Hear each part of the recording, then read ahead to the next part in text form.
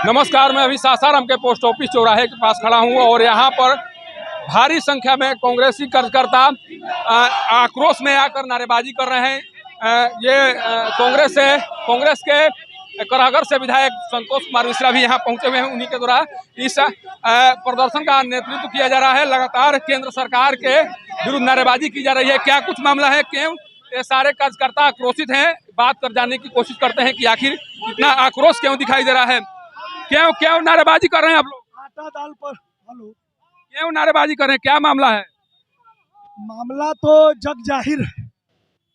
जिस प्रकार से विपक्ष के बड़े बड़े नेताओं को भाजपा की केंद्र की जो भाजपा की सरकार है और जिसके मुखिया प्रधानमंत्री नरेंद्र मोदी जी हैं, जिस प्रकार से सीबीआई का दुरुपयोग करके, ईडी का दुरुपयोग करके विपक्ष के नेताओं को 50 घंटे 55 घंटे जेलों में बंद करके परेशान किया जा रहा है, कुत्सित प्रयास किया जा रहा है कि इनकी जबान को बंद किया जाए, जिससे कि कोई उनका महंगाई के खिलाफ में, बेरोजगारी के खिलाफ में, अन्य जो चीज़ें इस देश में घट रही हैं, रुपए का डिवैल्यूएशन हुआ है, पेट्रोल डीजल एलपीजी का जो दामों में बढ़ोतरी हो रही है बेतहाशा, उन सब को दबाने के लिए धर्म के नाम पर मुद्दे उछालकर समाज को बांटने का जो प्रयास किया जा रहा है, उन मुद्दों को लेकर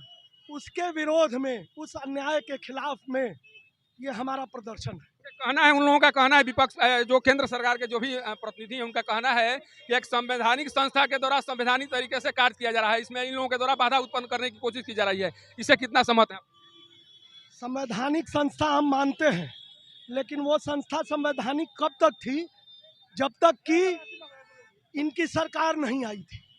कारण आपको मैं बताता हूँ। जिस मामले में, नेशनल हेराल्ड के मामले में कांग्रेस के पूर्व अध्यक्ष और हमारे राष्ट्रीय नेता श्री राहुल गांधी जी को 55 घंटे पूछा गया, मैं उन लोगों से पूछना चाहता हूं कि क्या उस मामले में एक भी कंप्लेन या एफआईआर दर्ज है?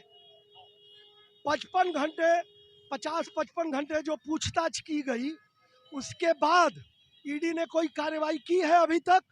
आज महीना दिन हो गया उस कार्य को, उसको किए हुए, उस कार्य को संवैधानिक संस्था के द्वारा संवैधानिक तरीके से अगर पूछा गया, उस पर कोई कार्रवाई कर पाए हैं वो? 8 सालों के बाद अचानक ये केस उनको याद आता है। मैं नेशनल हेराल्ड केस के मामले में एक ही बात बताना चाहता हूं आपको कि क्या कांग्रेस पार्टी, नेशनल हेराल्ड के फाउंडर कौन थे? जवाहरलाल नेहरू जी और सरदार पटेल और अन्य लोग थे। नेशनल हेराल्ड एक पेपर था, एक समाचार पत्र था।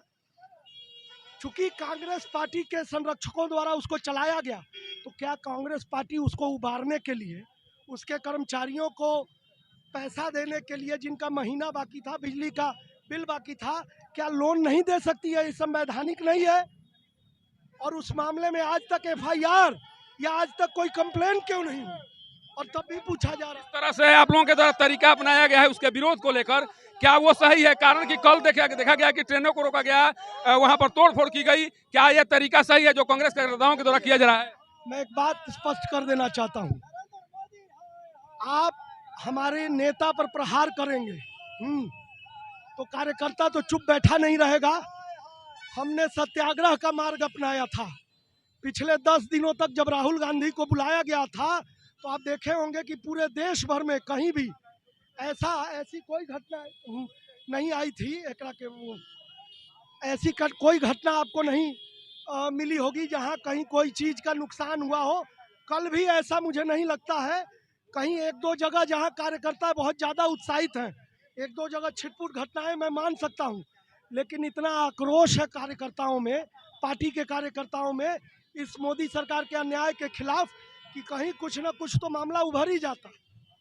तो इसलिए हम लोगों का अभी ये जो निरंतर चलने वाला है, 25 को फिर बुलाया गया, फिर हम प्रदर्शन करेंगे। कल बुलाया गया था, पूरे देश भर में, प्रदेश भर में ये प्रदर्शन हुआ। हम प्रदर्शन करेंगे, लेकिन हमारा मार्ग सत्याग्रह ही होगा, कोई अन्य नहीं होगा। हम किसी भी परिसंपत्ति का नुकसान नहीं चाहते हैं। हम अपने कार्यकर्ताओं से विनम्र आग्रह बार बार इसको कर रहे हैं और करते रहेंगे, और हमारे कार्यकर्ता भी संयम बरत रहे हैं। एक बार हमेशा नरेंद्र मोदी भी कहते रहे हैं कि अब कांग्रेस मुक्त होने का समय आ गया है। क्या लग रहा है केंद्र सरकार के द्वारा उसी दिशा में कार्य करना शुरू कर दिया गया है? क्या लग रहा है कि अब कांग्रेस मुक्त करने का तरीका अलग अलग तरीके से अपनाया जा रहा है? नहीं, देखिए, कांग्रेस तो इस देश की आत्मा रही है और आत्मा है। देश के करोड़ों लोग कांग्रेस पार्टी से अपना संबंध रखते हैं, पारिवारिक संबंध रखते हैं। हमने अपने लोगों को परिवार समझा है, इस देश के लोगों को। तो जब ये 8 साल में कुछ नहीं कर पाए, तो आगे के आने वाले वक्त में जितने दिनों की उनकी सत्ता बची हुई है, ये कांग्रेस मुक्त भारत नहीं कर सकते हैं। भाजपा मुक्त ये जो भारत है वो कांग्रेस युक्त है। कांग्रेस ने इस भारत की आज़ादी की लड़ाई लड़ी है और भाजपा तो कहीं नहीं थी उस समय। तो कांग्रेस मुक्त भारत का सपना ही देख सकते हैं, दीवा स्वप्न देख सकते हैं, उसके अलावा कुछ नहीं कर सकते। देखिए भाजपा कांग्रेस कार्यकर्ताओं में किस तरह से गुस्सा है, आप देख सकते हैं किस तरह से आरोप लगाए जा रहे हैं केंद्र सरकार के विरुद्ध।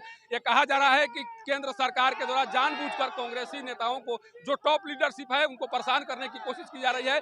कल सोनिया गांधी से कई घंटों तक पूछताछ की गई, एक बार फिर बुलाया गया है पूछताछ करने के लिए, और उसी के विरोध में लगातार इन लोगों के द्वारा नारेबाजी की जा रही है। ये बताने की कोशिश की जा रही है कि कांग्रेस के विरुद्ध किस तरह से षड्यंत्र रचा जा रहा है, किस तरह से संवैधानिक संस्थाओं का दुरुपयोग किया जा रहा है, और ये बताने की कोशिश कर देखिए ईडी के द्वारा जिस तरह से पूछताछ की गई है, उस पर इन लोगों के द्वारा प्रश्न चिन्ह उठाया जा रहा है कि आखिर हेराल्ड मामले में एक एफआईआर तक दर्ज नहीं है, उसके बाद में भी किस तरह से कार्रवाई केंद्र सरकार के निशाने पर की जा रही है। अब देखना यह होगा कि जिस तरह से इन लोगों के द्वारा जो तरीका अपनाया गया है विरोध प्रदर्शन के माध्यम से दबाव बनाने की, वो दबाव किस तरह से काम करता है और इस दबाव का असर उस केंद्रीय एजेंसी पर किस तरह पड़ता है। पोस्ट ऑफिस चौराहे से पब्लिक न्यूज के लिए सत्येंद्र चौबे की रिपोर्ट।